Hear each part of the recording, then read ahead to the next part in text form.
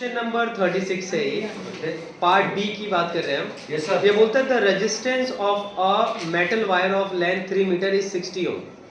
आपको एक वायर है जिसकी लेंथ कितनी रखी है 3 मीटर और इसका जो रेजिस्टेंस है वो 60 ओम है।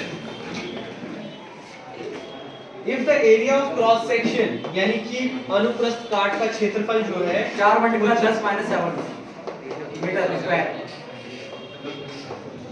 दे रखा है। आपको इसकी रेजिस्टिविटी फाइंड करनी है, इसकी रेजिस्टिविटी फाइंड करनी है।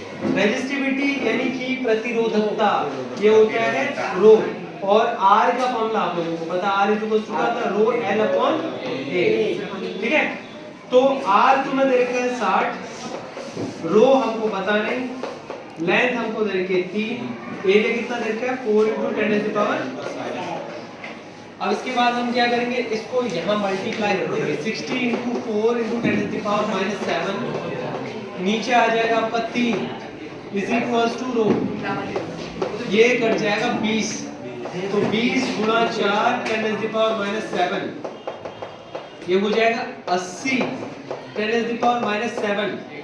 और जो रो यानी कि प्रतिरोधकता होती है, इसका ऐसा ही मात्रक कई बार पूछा जा चुका है, ओम मीटर। तो प्रतिरोधकता कितनी आ गई, ठीक है।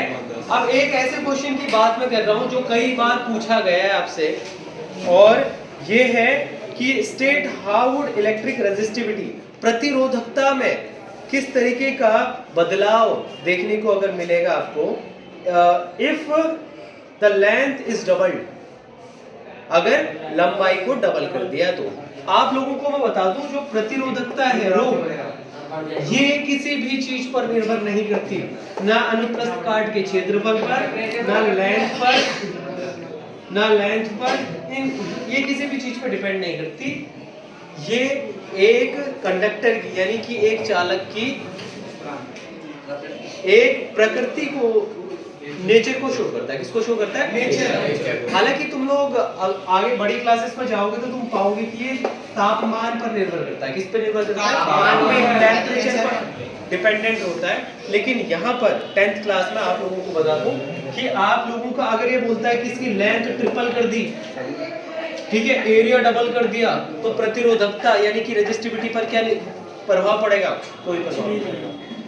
याद से ध्यान से याद रखना कि कभी ये रेजिस्टेंस बोल देता है, कभी रेजिस्टिविटी बोल देता है, यानी कभी प्रतिरोध बोल देता है, कभी प्रतिरोधकता। अगर ये प्रतिरोध यानी कि रेजिस्टेंस बोलता है, ठीक है, बोलता है कि एक चालक है, उसकी लंबाई डबल कर देने पर उसका प्रतिरोध में क्या प्रभाव पड़ेगा, यानी कि उसके रेजिस्टेंस में क्या फर्क पड़ेगा, तो रेजिस्टेंस तो बढ़ जाएगा। लेकिन जब भी ये प्रतिरोधकता की बात करें यानी कि रेजिस्टिविटी की बात करें, तो इस पर ना लंबाई के बढ़ने ना घटने, क्षेत्रफल के ना बढ़ने ना घटने, इनसे कोई फर्क नहीं पड़ेगा। किसका, प्रतिरोधकता, रेजिस्टिविटी का। लेकिन प्रतिरोध यानी रेजिस्टेंस बदलता है, ठीक है। ये क्वेश्चन याद रखना, कई बार पूछा गया है। प्रतिरोधकता रेजिस्टिविटी के ऊपर बहुत बार क्वेश्चन पूछे हुए हैं, इसका ऐसा ही मात्र पूछ लेते हैं। बोलेंगे कि लंबाई बढ़ाने पर प्रतिरोधकता में क्या फर्क पड़ेगा, रेजिस्टिविटी में क्या फर्क पड़ेगा, तो कोई फर्क नहीं पड़ेगा। तो ये आपको याद रखना है, ठीक है। आगे बढ़ते हैं, ये क्वेश्चन नंबर 37 है। The metals produced by various reduction processes are not very pure. आप लोगों ने पढ़ा होगा, हमने जब तीसरा चैप्टर पढ़ा था तो हमने वहां पर क्या देखा था कि अलग अलग तरीके के मेथड जो होते हैं उनके जरिए हम अलग अलग धातुओं को निकालते हैं, है ना, एक्सट्रैक्ट करते हैं। तो आपने जैसे कि एक तो था रोस्टिंग, एक था कैल्सिनेशन, है ना, रोस्टिंग है और कैल्सिनेशन, किसी को याद है, रोस्टिंग एंड कैल्सिनेशन, हिंदी में क्या बोलते हैं इनको, किसी को याद है ना?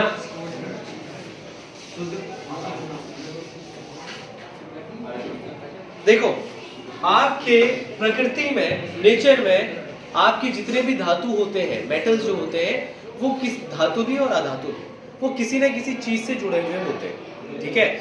आपको यहाँ पर हमने ये और शब्द का इस्तेमाल किया था जिसको अयस्क बोलते हैं? हाँ ना, कोर। आप लोगों को बताया था, इसमें तुमने 10th क्लास में पढ़ा था कि दो तरीके के अयस्क के बारे में हमें जनरली यहाँ पर बात की गई है। एक तो कार्बोनेट और कौन सा वाला? कार्बोनेट और यानी कार्बोनेट वाला अयस्क, और एक पढ़ा था हमने सल्फेट वाला। कौन सा वाला? सल्फेट वाला। ठीक है, तो हमने पढ़ा था कि जो कार्बोनेट वाला और होता है, ठीक है, तो ये इसमें पहले से कार्बोनेट ऑक्सीजन है, तो इसको हम गर्म करते हैं एक बंद चैम्बर में जहां पर कोई ऑक्सीजन नहीं जाता। ठीक है, तो किसी अयस्क को यानी किसी और को गर्म करना, ठीक है, ऑक्सीजन के एब्सेंस में, यानी जहां पर कोई ऑक्सीजन हवा नहीं पहुंचे, तो उसको हम क्या बोलते थे? उसको बोलते थे हम कैल्सिनेशन। क्या बोलते थे? कैल्सिनेशन। और हिंदी में क्या बोलते हैं? कोई बताए? एक मिनट रुको। तो हम लोग पढ़ रहे थे कि हमारे जो अयस्क होते हैं, अयस्क यानी कि और जो होते हैं, ये दो प्रकार के होते हैं। आप लोगों को पता है ना, धातुएं जो है वो या तो बहुत ही ज्यादा अभिक्रियाशील हो सकती है, बहुत ही ज्यादा रिएक्टिव हो सकती है, या बहुत कम अभिक्रियाशील हो सकती है, या फिर आपकी ऐसी धातुएं होती हैं जो कि मीडियम अभिक्रियाशील होती है, मतलब मीडियम रिएक्टिविटी में आते हैं। आप लोगों ने एक टेबल पढ़ी थी ना, ये वाली, जिसमें था केदारनाथ का माली वाला, केदारनाथ का माली, जरा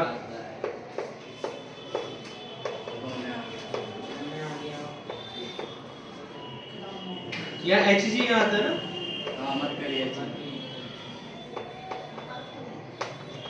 हाँ, तो ये इसमें देख लेना HG यहाँ पर है या यहाँ पर है। ठीक है, तो ये एक इस श्रेणी को क्या बोलते हैं? इस सीरीज को क्या बोलते हैं? रिएक्टिविटी सीरीज या फिर संक्रियता श्रेणी। आपके ये जो धातु होते हैं ऊपर के यहाँ तक लगभग, ये बहुत ही ज्यादा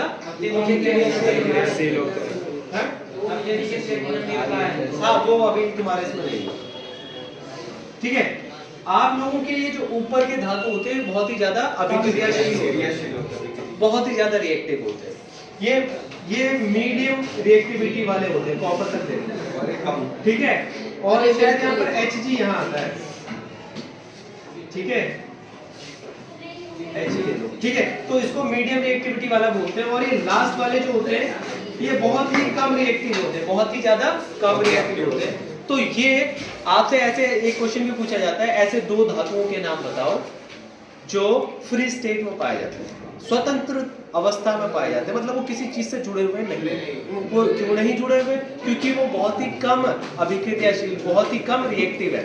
तो अगर ऐसा क्वेश्चन पूछ लिया जाए कि कौन से ऐसे धातु हैं जो कि स्वतंत्र अवस्था में पाए जाते हैं, तो उसका सीधा सीधा आंसर हो जाएगा आपका सोना और चांदी। ठीक है, AU AG, ये इस चीज को तुम्हें याद रखना है। ठीक है, और आपके ज्यादातर ये वाले जो धातु जो कि मध्यम क्रम में आते हैं, बीच में जो आते हैं, ये या तो कार्बोनेट के साथ जुड़े हुए होते हैं या फिर सल्फेट के साथ जुड़े होते हैं। अगर ये कार्बोनेट के साथ जुड़े हुए हैं, ये किसके साथ जुड़े हुए हैं? कार्बोनेट के साथ। तो उस वक्त पे इनमें से धातु निकालने के लिए एक अभिक्रिया की जाती है या एक प्रक्रिया की जाती है जिसको कैंसिलेशन बोलते हैं, और एक होती है रोस्टिंग। जो आपके ये जो सल्फेट वाले ऐसे धातु जो कि सल्फर से जुड़े हुए हैं, उन धातुओं को सल्फर से अलग करने के लिए हम कौन सी अभिक्रिया का इस्तेमाल करते हैं? कौन सी अभिक्रिया का इस्तेमाल करते हैं? रोस्टिंग। ठीक है, अब यहाँ पर आपका जो ये रोस्टिंग होता है इसको बोलते हैं भर्जन। क्या बोलते हैं? भर्जन। जबकि आपका कैल्सिनेशन को बोलते हैं निस्तापन। ठीक है, ये है क्या? आप लोगों को मैं बता देता हूँ। आप लोगों को जैसे कि हम ले लेते हैं जिंक जो होता है वो सल्फर के साथ भी जुड़ा हुआ होता है, और जिंक जो है वो कार्बोनेट के साथ भी जुड़ा हुआ होता है ना। तो अगर इसमें से जिंक को निकालना है, क्योंकि यहाँ पर सल्फर है, क्या है सल्फर, तो ये सल्फर वाला है यानी सल्फेट वाला है। तो अगर आपको इसमें से इस जिंक को हटाना है तो आप इसको किसके साथ रिएक्ट करोगे? आप इसको गर्म करोगे, इसको क्या करोगे? गर्म हीट करोगे। किसकी प्रेजेंस में? ऑक्सीजन की प्रेजेंस में, ठीक है। ऑक्सीजन में इसको गर्म करोगे, जिसको भूनना भी बोलते हैं एक तरीके से, इसलिए इसका नाम हमने क्या बोला? भर्जन। क्या बोला? भर्जन। तो हवा की उपस्थिति में इसको आप गर्म करोगे, यानी कि ये बहुत सारी ऑक्सीजन होगी जिससे ये अभिक्रिया करके ZNO बना देता है, यानी कि धातु ऑक्साइड बना देगा। और साथ ही साथ जो सल्फर डाइऑक्साइड होगी वो क्या हो जाएगी? बाहर निकल जाएगी, रिलीज हो जाएगी। ऐसे ही आपका जो जिंक कार्बोनेट होता है, इसमें कार्बोनेट जुड़ा हुआ है, आपको इसमें हवा की कोई जरूरत नहीं है। इसे बंद डब्बे में, बंद चैम्बर में गर्म किया जाता है और इसको कोई भी किसी भी तरीके की ऑक्सीजन नहीं दी जाती।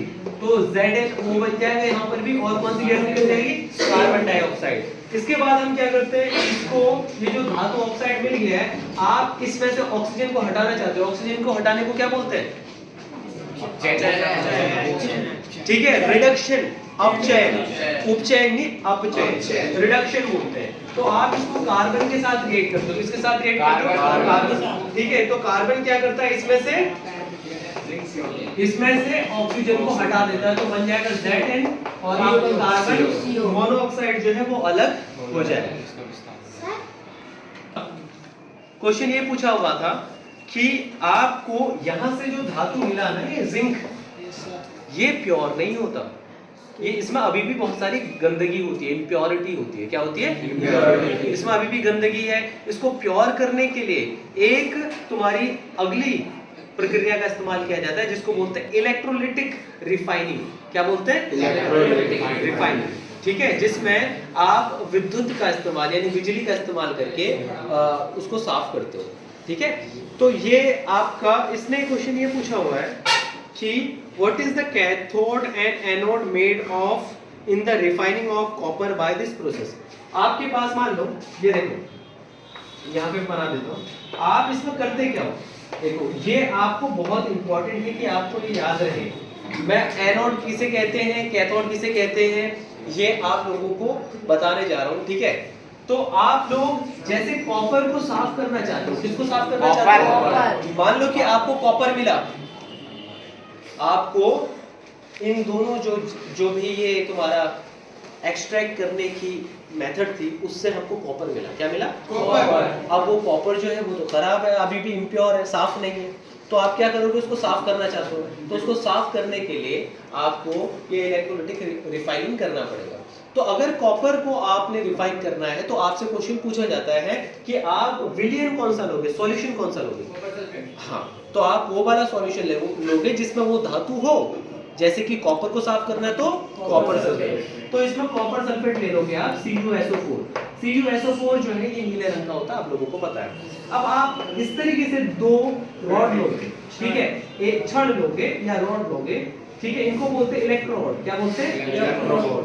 एक को तो हम बोलेंगे कैथोड, एक को बोलेंगे एनोड। ठीक है, आप किसको कैथोड बोलेंगे, किसको एनोड बोलेंगे, और ये किसका बना होगा, ये बहुत ही ज्यादा इंपॉर्टेंट है, समझ लो।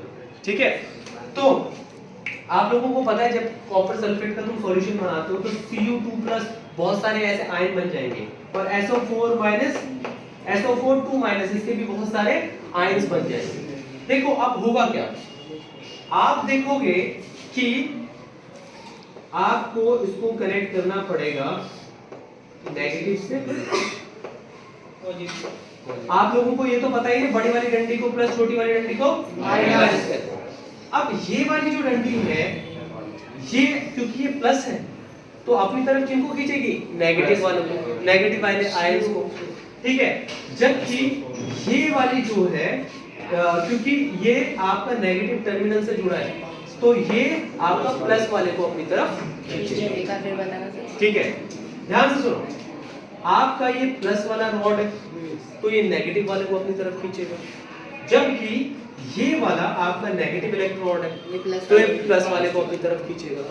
अब इसके पास यहाँ पर बहुत सारे आयंस हैं, Cu2+ और SO4। 4 माइनस 4 2 माइनस के बहुत सारे आयंस हैं।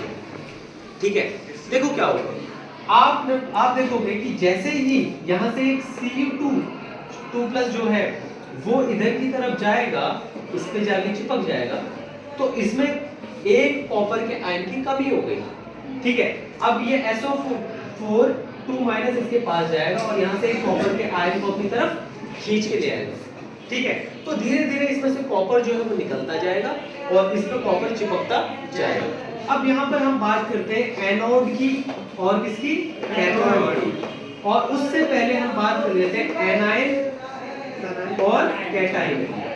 एनायन वो होता है, वो वाला आयन होता है जिसमें माइनस चार्ज होता है। क्या होता है? Minus charge. और कैटायन वो वाला होता है जिसमें प्लस चार्ज होता है। अब मुझे एक बात बताओ, प्लस वाले को कौन खींच रहा था? माइनस वाला, इसलिए इसको हम बोलते हैं कैथोड। कैथोड मतलब कैटायन को अपनी तरफ खींचने वाला। ये है आपका एनोड। ठीक है, जो एनायन को अपनी तरफ, नेगेटिव वाली चीजों को अपनी तरफ, नेगेटिव आयन को अपनी तरफ खींच रहा है, तो ये हो जाएगा एनोड, ये हो जाएगा कैथोड।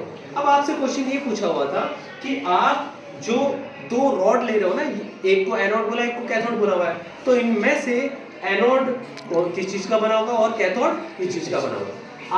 आपको मैंने बताया इसमें से कॉपर निकलता जा रहा है, तो ये जो होता है ये होता है इम्प्योर मेटल, अशुद्ध धातु। मतलब जो आप लोगों ने इस अभिक्रिया से धातु को एक्सट्रैक्ट किया, निकाला है।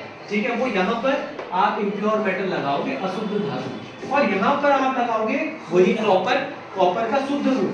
ठीक है, आप प्योर मेटल लगाओगे, यानी कि यहाँ पर तो प्योर कॉपर लगाओगे, यहाँ पर जो रॉड जिसको तुमने साफ करना है वो लगाओगे। अब क्या होगा, धीरे धीरे इसमें से तो कॉपर निकलता जाएगा, तो ये पतली होती जाएगी रॉड। ठीक है, और जबकि इसमें कॉपर चिपकता जाएगा, जिसकी वजह से यहाँ पर कॉपर इकट्ठा होता जाएगा। ठीक है, तो धीरे धीरे ये खत्म हो जाएगी रॉड और सारा का सारा प्योर वाला कॉपर इस पर चढ़ जाएगा। इस तरीके से आपका ये इलेक्ट्रोलाइटिक रिफाइनिंग के जरिए आपने मेटल को साफ कर दिया। ठीक है, तो क्वेश्चन ये था कि कैथोड किसका बना होगा? कैथोड बना होगा आपका प्योर मेटल का, और एनोड किसका बना होगा? इम्प्योर मेटल का, यानी कि अशुद्ध धातु जो कि आपने, हाँ, जो कि तुमने इन अलग अलग विधियों से एक्सट्रैक्ट किया, निकाला हुआ। ठीक है, अगला क्वेश्चन ये है इसी में, यू हैव 2 बीकर्स, आपके पास 2 बीकर है। ठीक है, ये एक बीकर ये मान लो और एक बीकर ये मान लो, आपके पास 2 बीकर है। इसको ए बोल देते हैं, इसको बी बोल देते हैं। आपके पास 2 बीकर है, दोनों में आपने कॉपर सल्फेट डाला। क्या डाला? Copper sulphate.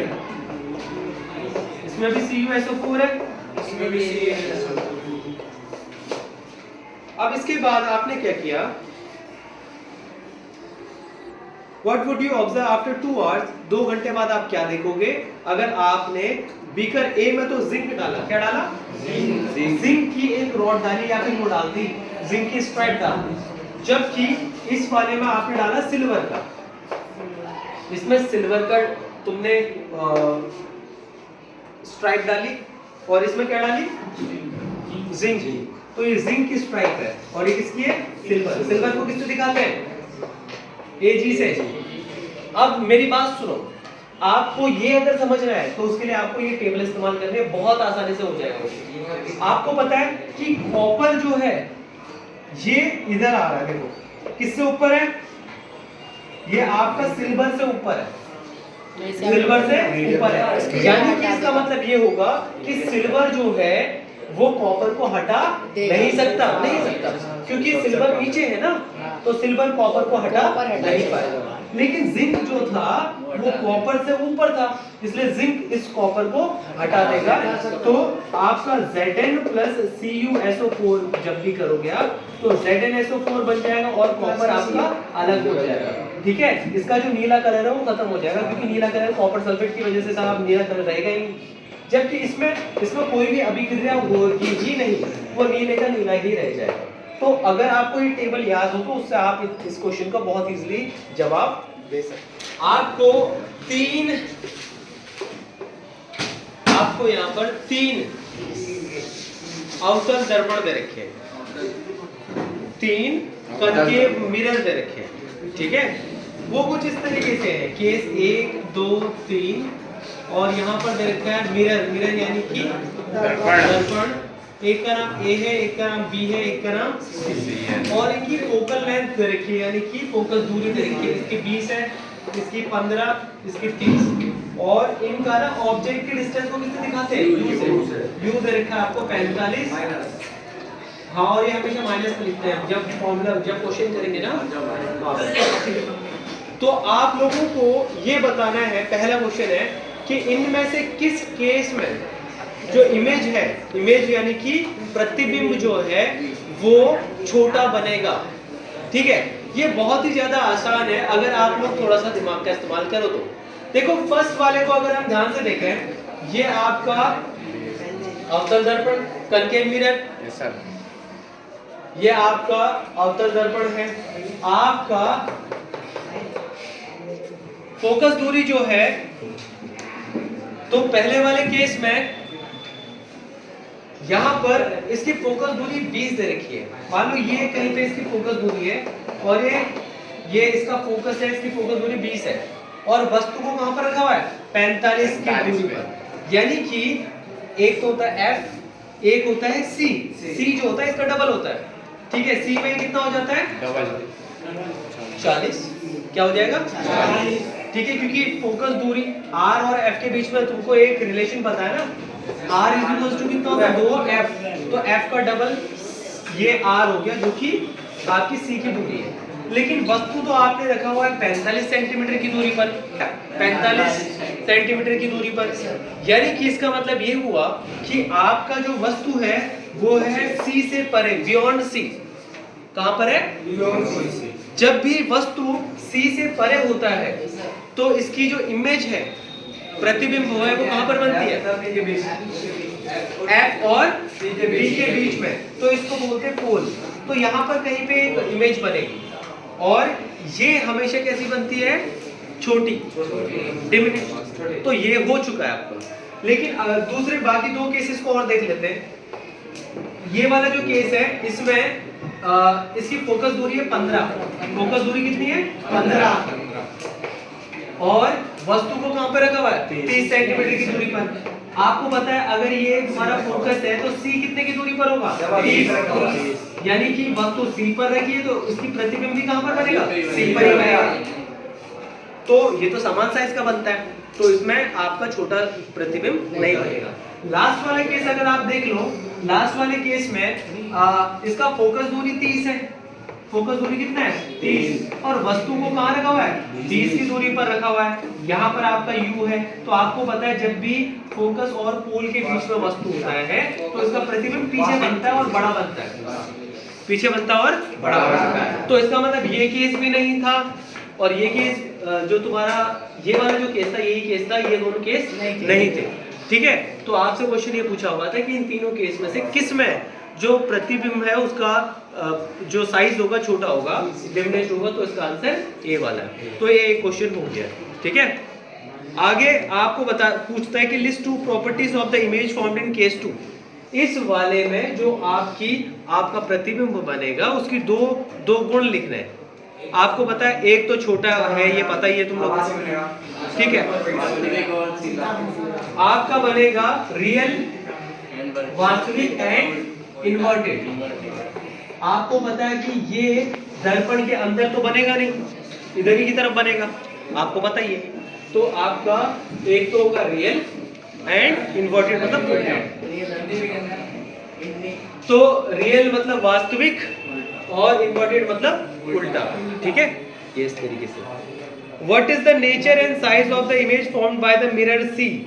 ये जो तुम्हारा तीसरा वाला दर्पण है, इस दर्पण का ये पूछता है what is the nature and size of the image form, कि वस्तु जो तुम्हारा प्रतिबिंब बनेगा यानी कि इमेज जो बनेगी उसकी प्रकृति कैसी होगी और उसका साइज कैसा होगा।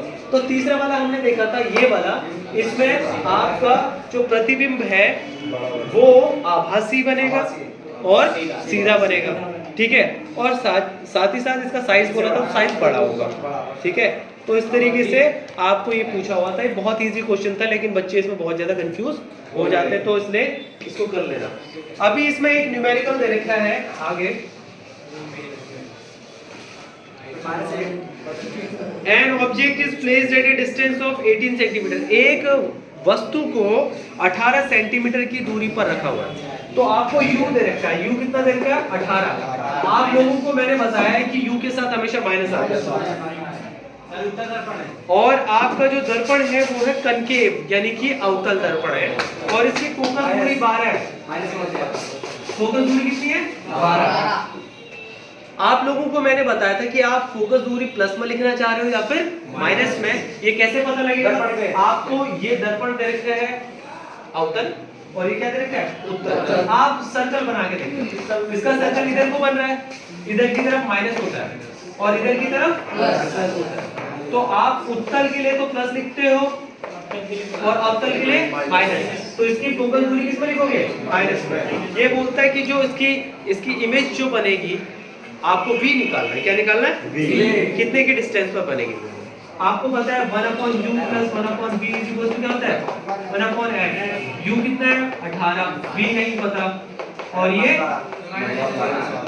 तो 1/v -1/12। ये उधर जाके क्या हो जाएगा? प्लस। ठीक है, इन दोनों का एलसीएम लोगे तो 36 आएगा। ठीक है, यहाँ 3, यहाँ पर 2, तो 1/v -1/36। तो अगर आप इसको उल्टा कर दें तो v आ जाएगा -36 सेंटीमीटर, यानी v की वैल्यू -36 हो गई।